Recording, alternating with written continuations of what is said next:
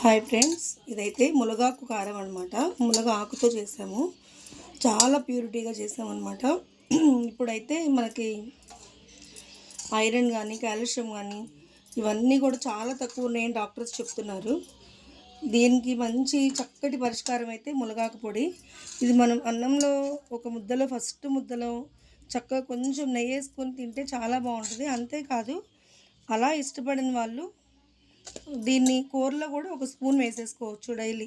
ఇదే కాదండి, కరివేపాకు కారం అయినా అంతే. అన్నంలో డైరెక్ట్ తినడానికి ఇష్టం లేని వాళ్ళు ఒక స్పూన్ మనం కూరలో వేసి పెడితే అంత డిఫరెంట్ అయితే ఏం తెలీదు, హ్యాపీగా తింటారు కూడా. ఏ టిఫిన్లోకైనా కూడా, ఇడ్లీకేంటి దోశకేంటి ఏ టిఫిన్లోకైనా బాగుంటుందండి. ఒక్కసారి ట్రై చేసి చూడండి, మీరే చెప్తారు నాకు. కానీ ఇది మునగాకు చేదుగా ఉంటుంది అనేది మాత్రం అబద్ధం. ఏ మాత్రం చేదుగా ఉండదు, చాలా టేస్టీగా ఉంటుంది. నెయ్యితో తాలింపు వేసి మరీ ఇస్తానండి.